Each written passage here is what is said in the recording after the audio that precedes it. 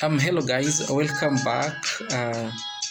This is the one of the videos, my first video that I'm producing, in a bid to, share some of the experiences that I've so far ever wanted to share with you guys. And I have a lot of experiences that I would want to share with you guys, and I hope that, this will also set the tone, or this will also set the podium for you guys to also share your stories, share your experiences. Basically, what I'm looking forward to is guys sharing out their testimonies. We've all been through stuff. Some of the stuff that we've been through are very sad. Some are very tough. Some left us with wounds. I also believe that out of those scars is something that, in as much as it was strong, but it didn't kill us. The scars are there to remind us that we conquered.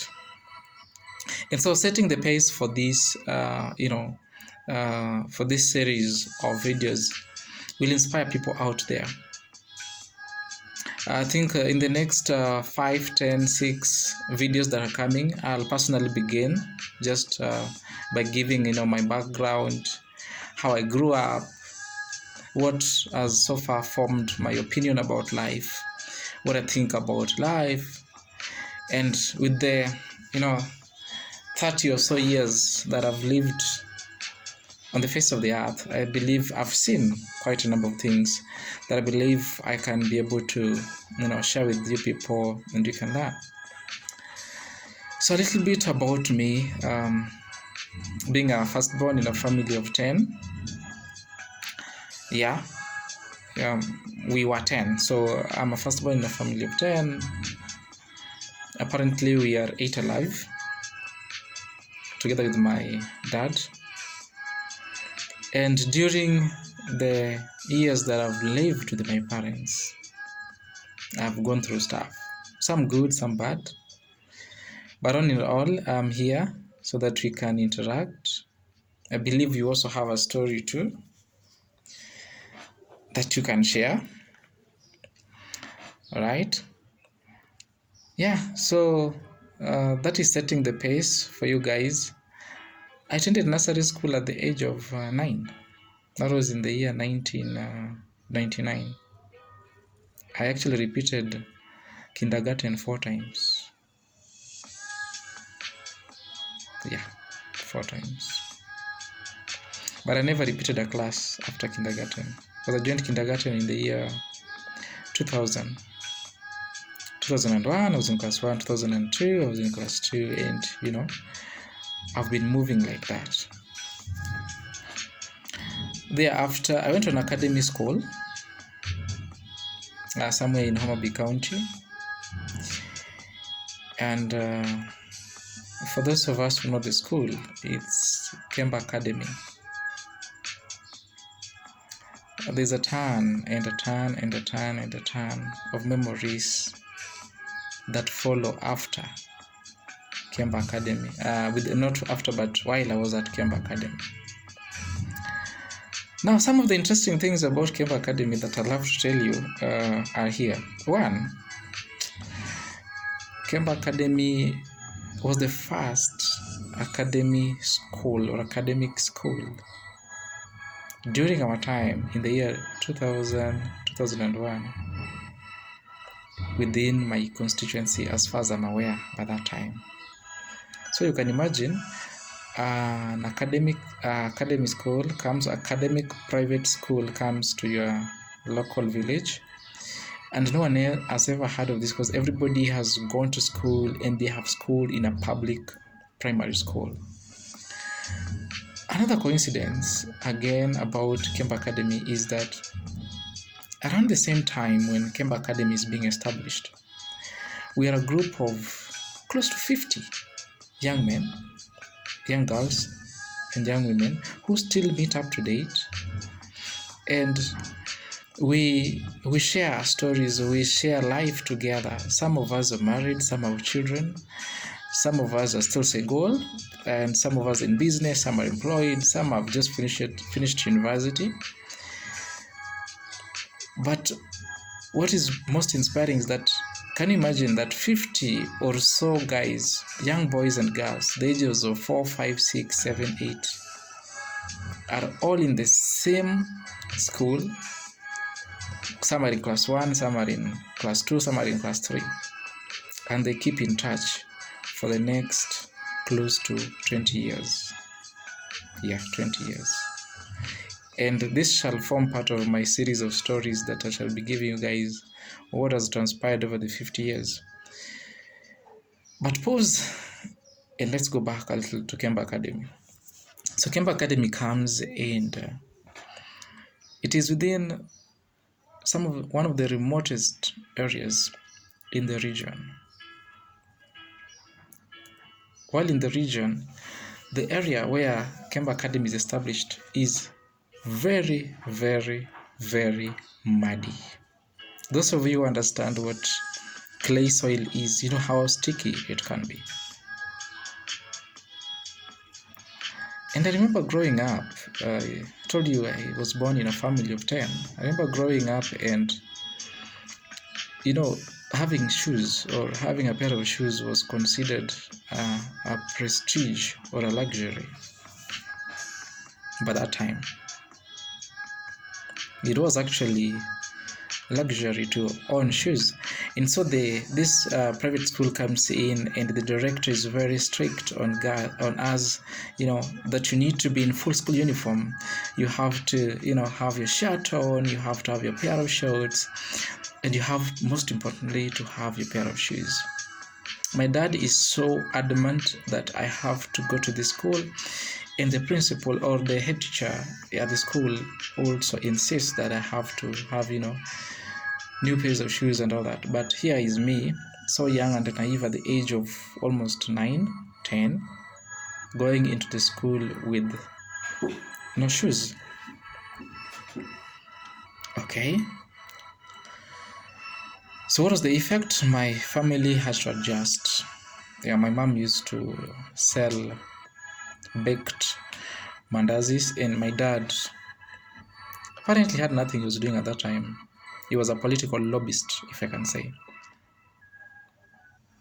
So raising money to buy food alone was a struggle, and even buying a pair of shoes for someone like me was another struggle. By that time, we were 3 of us: me, my other brother who is following me, and my sister, who was born later in 96. Well, things take course, but one thing that stands out for me is while I joined the class, when we joined the class 2, we were several of us, around 6 of us, who still keep in touch to date. And there's out of these 6 guys,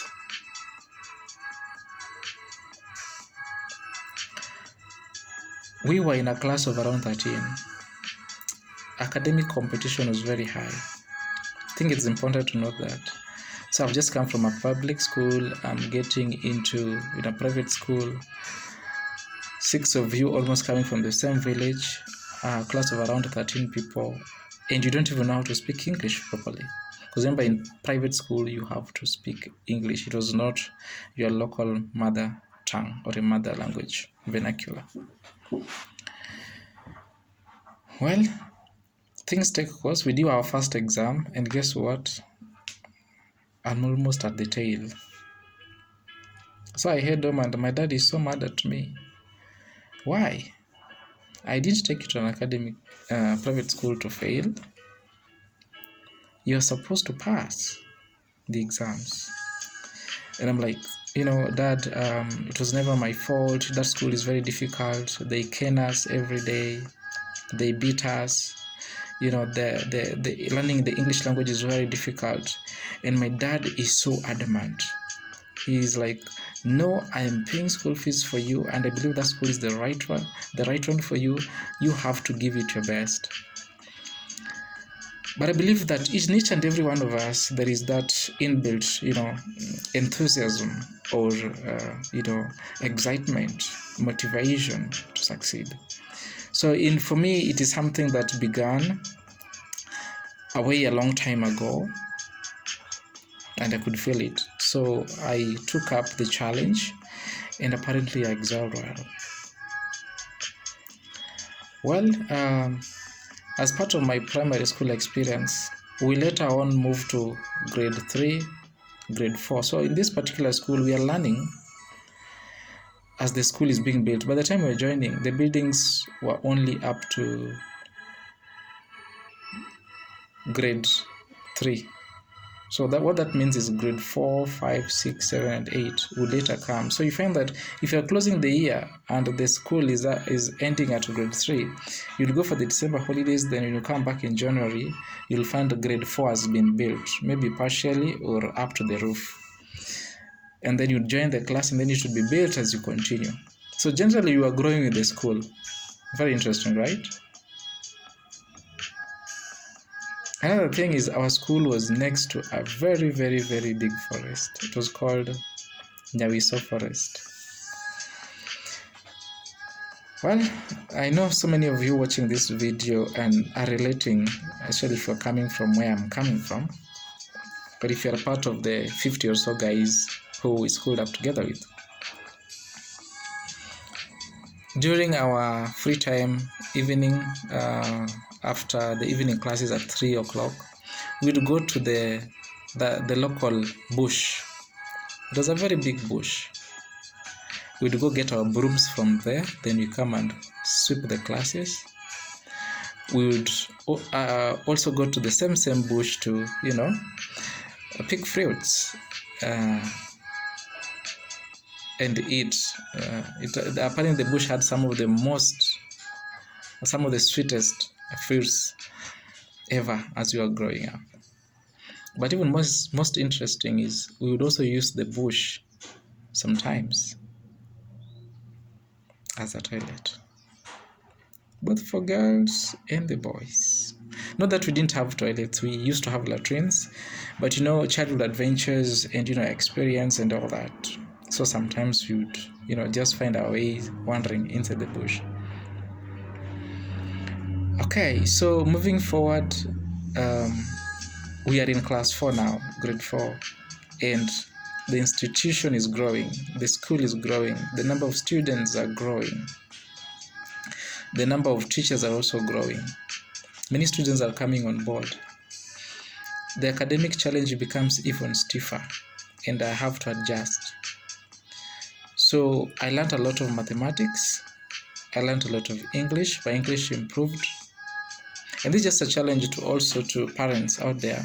Sometimes you have to, change environment for your children because it makes them learn a lot from their peers.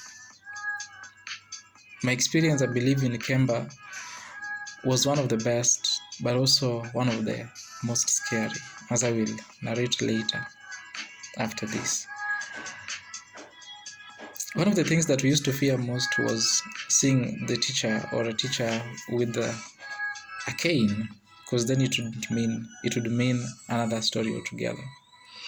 We used to have pass marks for all subjects. There would be pass marks for English, pass marks for Kiswahili, pass mark for science, social studies, which initially was called GHC. And every teacher used to have a pass mark. So let's say that a test was given out of 30 and the pass mark was set at 27. You were not allowed to get below 27. Because what then that would mean that for each and every mark you missed, that would be one whack of the cane. Sometimes it wouldn't be double. So that motivated us to work very hard. I don't know what that is, what you call, I don't know which kind of punishment that is. Corrective punishment, I'm not sure. But for us, we feared the cane so much, but then we are also determined to pass. Fast forward, we are in class 7, we are in class 5, and while at class 5, apparently my father was not able to pay fees enough for my school. And so I had to move from the private school to the public school. While I was at the public school, my performance deteriorated because the rigor of the teachers and the motivation for public school teachers is not as that for the teachers in private. And so while in the private school, I used to be top. I used to be number one most of the times. But when I went to the public school in my grade 5, for first term, second term, and third term, I did not perform so well. Grade 6, yes, I was in the public school. I used to be in my top. I used to be the top student. And also at grade 6, when I came back at grade 7, you can be surprised. Your peers, your friends who are in the same class as you have now gone ahead of you in terms of what they know and what they have learned, because you're not being taught in the public school. You're not getting enough motivation as you're in the private school. So I come back at class 7, that was in the year 2007, and I find that we do a test, our first test actually, mathematics alone, which used to be one of my strongest subjects. For the first time, I performed so dismally in mathematics. I got a 34% out of 100. My fellow colleagues or fellow classmates whom I used to compete with are in 80s and 90s and 100s. And the head teacher is like, I knew it. I knew the moment you left this school and went to the public school, I knew you'd never perform. And he was right. Because I left this institution when I was at the top, number 1. And now I'm coming back 2 years later. And for the first test we do, from number 1 all the way to number 8. Same class, same students, same teachers. I'm not saying public schools are bad, but I'm just giving a story of my experience in my primary school and how my movement from private to public affected my learning. My performance, not my learning. So one of these days, we do a test that was a conglomeration of 8 other schools. It was a test, it was a competition. And I remember performing so poorly. Overall, I was position 354. But inside the school, inside the class of almost 87 students, I was number 15. And while we were reviewing the results, the head teacher one day came into the classroom and asked a very specific question directed to me. He asked me, if you shall not perform so well, it will force us to, return you back or send you back to the public school, because you cannot be here if you can't perform. And I remember so well, those words really beat into my heart and my mind, and that evening I couldn't sleep. So this is my first encouragement to any young person who wants to excel in their academics or in their studies, all the way from primary to high school to university and even to postgraduate. You see, whatever that head teacher told me really beat so much into my heart that it forced me to look forward and decide where I wanted to be in my life. At this time, remember, I'm already on full boarding. I'm no longer going the school. I'm not going back home and coming back. I used to be on full board within the school. And it was so challenging for me, because I remember I couldn't go back home and tell my dad, hey, I don't like the school because it's so tough there. The teachers are strict and the food is very bad, and the beds are not so comfy, and I'm finding it really difficult to adjust. I went and sat down and realized that, back at home we have nothing. I cannot afford to quit now. And this is one thing I told myself. I asked one of the students who had topped in that particular competition, that exam that had just been released, that what did it actually take to make it in life, to make it in academics? What do you have to do different? I remember this student told me one thing. Evans, you want to perform, you want to, excel. And I told him, yes.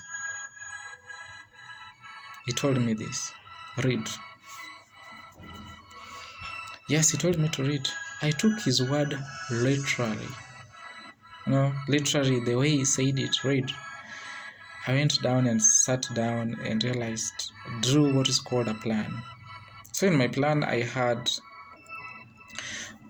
the goals I wanted for each and every subject, the subjects I was performing so well in, the subjects I was performing so poorly in, the subjects that I knew I was so strong in, and my areas of weakness and my areas of strength. And then I also looked at some of the things that were buying into my time. Some of the things that were buying into my time were, for instance, if primary school students are going for lunch at 12:40 p.m. up to 2 p.m., whereas I'm in full board, so it means immediately after lunch will be ready, and I can only afford to eat for 5 minutes. Why do I have to be out for the next close to an hour or so? So this is what I decided. I decided to restrict my time out. That was the first change that I was making. Instead of the 1 hour, 40 minutes, 20 minutes lunch, I reset my lunch to 5 minutes. Actually, whenever the bells for lunch rang, I used to run to the kitchen or the dining, and I used to take my lunch within 1 minute. Yes, 1 minute. I would eat my food within 1 minute. Remember, this thing was so affecting me so much, the extent that even when I finished high school and now I was no longer a student, I came back home, and whenever I would be served, while everybody just starting to eat, I'd already done with my eating. And my mom would ask me, why are you eating as if someone is chasing you? Little did she know that it was an effect that came as a result of some of the small practices that made my life better years back. So I restricted my time for eating from 1 hour 20 minutes to 1 minute. So it means that the next 1 hour 10 minutes I was in the class revising and reading, so that then I could be able to catch up with my colleagues who had already beat me and were ahead. Another thing that I also did is that I restricted my weekends. For me, Saturday was a day to catch up, revise. Saturday was a day to learn from my colleagues. Sunday was a day to revise and purely do mathematics and social studies. Why am I saying all this? I'll tell you what. As I continue to do these things, consulting the teachers, restricting my time, leisure time, and spending more time with my books, I remember the first test that we did in class 7, the first term in mathematics, I had 34%. The next test that we did, I moved from 34% to 54%. I was stuck in 54% for close to a whole term. But I remember in second term, when I was making all these, radical decisions, my performance started increasing. My mathematics performance improved from 54 to 64. The next test was we used to have weekly tests and monthly tests and end term tests. So my weekly tests moved from 54 to 64. My monthly test moved from 64 to 74. Then from 74% again in mathematics to end term tests at 88%. So I started the term 2 at 54%, but now I'm closing term 2 at 88%. My Kiswahili was naturally good because I was good in Swahili, up to date. But it improved nonetheless. I improved in my Swahili from performing in my 60s to performing in my 70s, which was accepted at that time. My social studies equally improved from 58% to, again, now in 70s, 72, 74. So my science moved all the way to 80s. By the time we were closing our third term, I was the best student, back to position 1. And with the marks, I started my term 2 with 354, but now in my third term, we were closing, going to class 8, I was closing at 432 marks. Same simple tricks that I did that made me to that place. So I reclaimed back my glory after going to public school and back. One interesting thing, Now my colleagues, the 50 plus guys, some of them did their KCP in 2007. Some of them we started our KCP again in the year 2008 examinations, and we all passed. That's what one thing I really wanted to make clear. We all passed. I think the list of us got 287 marks out of 500. We went to very good national schools and provincial schools at that time. My experience in high school is going to be formed on now these other guys and what I encountered in campus, and then how this again builds onto my experience growing up again within my village, my home. Yeah, so see you in the next video. Let me hear what you guys have to say, your comments in the next section. But particularly in this particular video, I wanted to encourage, if you have a sibling, if you have a son who is in high school, trying to adjust from public to private school, or trying to adjust to boarding school, this video was for you. And just to give you a few tips and tricks on how then your son or your sibling or you yourself can make it. If you have any questions, post them on the link. I'll be glad to share out. My email is also there. Yeah, let's reach out, let's discuss, and let's talk. See you in my high school experience part 2. See you for now.